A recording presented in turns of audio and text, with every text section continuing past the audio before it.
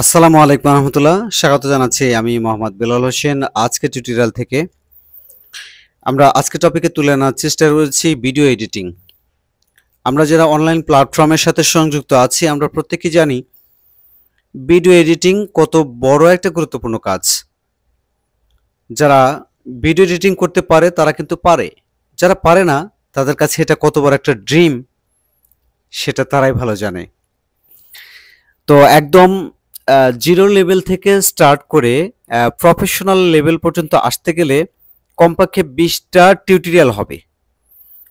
তো আমি আমার জায়গা থেকে যতটা সংক্ষেপে ভালোভাবে বুঝাইতে পারি আমি চেষ্টা করব আমি আমার জায়গা থেকে সুন্দর করে জিনিসটাকে প্রসেস করার। আজকে আমরা এখানে যে ফিল্মোরা যেহেতু কাজ করব, আমরা আগে ফিল্মোরা পরিচিতিগুলো নিয়ে কাজ করার চেষ্টা করি। হ্যাঁ, এখানে যে বিষয়গুলো আমাদেরকে আগে জানতে হবে সেই বিষয়গুলো নিয়ে আমি আপনাদেরকে সাথে একটু ডিসকাশন করছি। যখন আমরা টুলস সম্পর্কে ধারণা পাবো তখন কিন্তু আমরা সুন্দরভাবে এই কাজটা করতে পারবো। তো আজকে যেহেতু টিউটোরিয়াল 1 মানে প্রথম পর্বে আমি ফিল্মোরা পরিচিতগুলো রাখছি, তাতে করে দেখা যাক আমি কতটুকু আপনাদেরকে শেখাতে পারি। আমার সর্বপ্রথম আমি আপনাদেরকে ডান পাশে মার্ক করে একটা বিষয় দেখাই, এটা ধৈর্য ধরে সাথে থাকবেন। আমি আমার ক্লাসটা একদম লাইভ ক্লাসের মতো করার চেষ্টা করব। হ্যাঁ, মোটামুটি ভাবে আমি আমার পজিশনটাকে ফিক্সড করে নিলাম। এখন আমি শুরু করছি। ফিল্মোরা পরিচিতি, আপনি যে এডিটিং অ্যাপস দিয়েই কাজ করেন না কেন তার পরিচিতি আপনার প্রয়োজন, মানে সেই সম্পর্কে আপনার স্বচ্ছ ধারণা প্রয়োজন। তো আমি এই যে ডাইন পাশে আমি একটা করে দিলাম, মার্ক করে দিলাম। এই জায়গাটা হচ্ছে এই স্থানটা যত টুলস পাবেন এই টুলসটাকে বলা হয় ইফেক্ট কন্ট্রোল। এটাকে বলা হয় ইফেক্ট কন্ট্রোল। এটা আপনি মাথায় রাখবেন সব সময়। এর পরবর্তীকালে এই যে আমি একটা মার্ক করে দিলাম, এটাকে বলা হয় টাস্ক বার। আপনারা এই টুলস সম্পর্কে যে ধারণা থাকতে হবে আপনার, এই টুলস সম্পর্কে ধারণা না থাকলে আপনি কখনোই ভিডিও এডিটিং পারবেন না। আজকে আমাদের প্রথম পর্ব ভিডিও এডিটিং এর প্রথম পর্ব, সেহেতু আমরা পরিচিত জিনিসগুলো তুলে নেওয়ার চেষ্টা করছি। আমরা ডিসপ্লের বাম পাশ থেকে শুরু করে ডান পাশ পর্যন্ত যে বর্ডারটা করে দিলাম এটার নাম হচ্ছে টাস্ক বার। আবার এই যে এখন যেটাকে করে দিচ্ছি এটাকে বলা হয় হচ্ছে টাইম লাইন। আশা করছি আপনাদের প্রত্যেকেই মনে থাকবে, এটাকে বলা হয় টাইম লাইন। হ্যাঁ, এরপর এই যে মাঝখান দিয়ে যে রেখাটা চলে গেছে দেখুন, এই একটা দাগ, এই একটা দাগ, এই একটা দাগ, এই একটা দাগ, এই একটা দাগ, এই একটা দাগ, এইভাবে যতগুলো দাগ গেছে এই দাগগুলোকে আসলে বলা হয়ে থাকে ফ্রেম পার সেকেন্ড। এই দাগগুলো বলা হয়ে থাকে ফ্রেম পার সেকেন্ড। এটা আপনি সবসময় মাথায় রাখবেন। এই টুলসগুলোর ব্যবহার যদি আপনি না জানেন তাহলে আপনি কখনোই কিছু হবে না। এটাকে বলা হয়ে থাকে, আমরা একটু নির্দেশ করে দেই, এই যে আমি টান দিয়ে ধরে মার্ক করে দেখাইলাম, এটাকে বলা হয় ভিউ প্যানেল। এটাকে বলা হয় ভিউ প্যানেল। অর্থাৎ আমি যখন একটা ভিডিও ইম্পোর্ট অপশনে গিয়ে ইম্পোর্ট করে টাইমলাইনে নিয়ে আসব, তখন এই টাইমলাইনে আমার ভিডিও এডিটিংয়ের যে কার্সল থাকবে সেই কার্সলটা যে জায়গাতে শো করবে সেই স্থানের ভিডিওটা এই মিডিয়া প্যানেলে আপনি দেখতে পাবেন। তো এটাকে যদি আমরা একটু লিখে দিই তাহলে আমরা লিখতেও পারি এমতে মিডিয়া, পিতে সরি, এটা হচ্ছে ভিউ প্যানেল, আমি একটু ভুল করেছি, এটাকে ক্রস দিয়ে দিচ্ছি।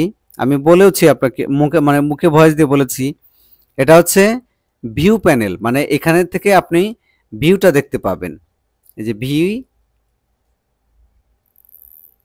প্যানেল, এই জায়গাটাকে নাম বলা হয় ভিউ প্যানেল। আর এই যে জায়গাটুকু অংশ আছে, হ্যাঁ, ইম্পোর্ট, এখানে ভিডিওস, অডিওস অ্যান্ড ইমেজ, এই যে জায়গাটুকু আছে এটাকে বলা হয় মিডিয়া প্যানেল, এটাকে মিডিয়া প্যানেল বলা হয়ে থাকে। আর এই যে media, stock media, audio, title, transaction, effect, filters, stickers, template, এটাকে বলা হয় ফিল্মোরা টাস্ক বার। হ্যাঁ, আমরা এই স্থানটাকে বলা হয়ে থাকে ফিল্মোরা টাস্ক বার। আগের অংশে এটা ছিল টাস্ক বার, এই অংশটা ফ্রেম পার সেকেন্ড, এই অংশটা টাইমলাইন, এটাকে বলা হয়ে থাকে ভিউ প্যানেল, এই অংশটাকে বলা হয়ে থাকে মিডিয়া প্যানেল, এটাকে বলা হয়ে থাকে ইফেক্ট কন্ট্রোল। হ্যাঁ, এটাকে আমি একটু স্ক্রিনশটটা আমি সেভ দিয়ে রাখছি। আশা করছি আস্তে আস্তে করে, যেহেতু টিউটোরিয়ালের মাধ্যমে সুন্দর করে আমি বোঝানোর চেষ্টা করছি, আশা করছি আমি বোঝাতে সক্ষম হচ্ছি। তো ইম্পোর্ট করে আমি একটা বিষয় নিয়ে আসছি, এমনি একটা শেখানোর জন্য একটা কিছু নিয়ে আসছি। একটা পিকচার আমি নিয়ে আসলাম, বাস পিকচারটা চলে আসলো, এটাকে টেনে ধরে আমি টাইমলাইনে ঢুকিয়ে দিলাম, টাইমলাইনে চলে আসলো। এখন এই যে টাইমলাইনে লাল দেখতে পাচ্ছেন একটা দাগ, এই দাগটা আমি যেখানে নিয়ে আসব, এই দেখতে পাচ্ছেন দাগটা বের হয়ে গেল, এই দাগটা আমি যেখানেই নিয়ে আসব তখন এই যে দাগের চিহ্নটা, এইখানকার ভিডিও মূলত এই প্যানেলে শো করবে, অর্থাৎ ভিউ প্যানেলে শো করবে, এখানে আপনি দেখতে পাবেন।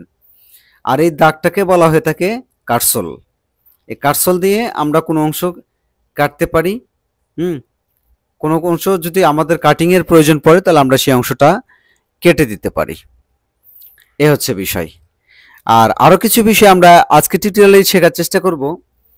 আমরা যখন কোনো কিছু লিখব, টেক্সট কোনো কিছু যখন আমরা লিখব, তখন এই যে টি অপশন, দেখতে পাচ্ছেন আমি আমার মাউসের ইটা ঘোরাচ্ছি, এই টি অপশনে যখন আমি চাপ দেব তখন আপনি লেখা দেখবেন কুইক টেক্সট এবং কুইক 3D টেক্সট। এই কুইক টেক্সটে চাপ দিলেই আমি যে লিখতে চাচ্ছি সেটা আমার এখানে শো করবে। তো কোনো কিছু লিখতে গেলে আমাকে এখানে প্রেস করতে হবে। আর একটা জিনিস আমরা শিখতে চাচ্ছি, সেটা হচ্ছে, আমি রেকর্ডিং প্যানেলটা একটু সরিয়ে দিচ্ছি। আমি আমার ভিডিওর যে রেশিওটা, আমি যদি প্রথমে স্থির না করে থাকি যে কোন রেশিও অনুপাতে আমি আমার ভিডিওটা তৈরি করছি, সেটা যদি আমি স্থির না করে থাকি তাহলে আমি কোথায় আসতে পারি? এই যে ফাইল দেখতে পাচ্ছেন, ফাইল, এই ফাইল অপশনে আসলে তারপর লেখা আছে প্রজেক্ট সেটিং। তো প্রজেক্ট সেটিংয়ে চাপ দিলে নিচেটা হচ্ছে ভিডিও রেজলিউশন, আমরা কোন রেজলিউশনে ভিডিওটা চাইছি সেই রেজলিউশনটা স্থির করতে পারবো। দ্বিতীয় হচ্ছে ভিডিওর অনুপাত, রেশিওটা আমরা এখান থেকে নেব। দেখতে পাচ্ছেন 3:4, 21:9, 4:5, 4:3, 1:1। বেসিক্যালি 1:1 বর্তমানে ফেসবুকে লং ভিডিও এবং ইনস্টাগ্রামে লং ভিডিওর জন্য এটা প্রযোজ্য হয়েছে। আর ইউটিউব লং ভিডিওর জন্য 16:9টাই প্রযোজ্য আছে। তা আমি জাস্ট বোঝাতে চাচ্ছি, কোনো ব্যক্তি যদি শুরুতেই রেশিও নিতে ভুল করে তাহলে সে এখানে এসে সে সেটিংটা করে নিতে পারবে। এর পরবর্তীকালে আমরা স্টেপ বাই স্টেপ আমাদের যে পরবর্তী কাজগুলো আছে, আজকে যেহেতু পার্ট 1, পর্ব 1, আজকে খুব বেশি কিছু দেখালাম না। আর আমার টিউটোরিয়ালটা আমি কোনো এডিটিং করব না, যেটা আমি রেখেছি লাইভ ক্লাসের মতো। আমি চাই আমার অডিয়েন্সগুলো যেন লাইভ ক্লাসের মতোই দেখে শেখে, এটাই আমার একমাত্র চাওয়া। তো আজকের মতো এ পর্যন্তই, ভালো থাকবেন সবাই, আল্লাহ হাফেজ।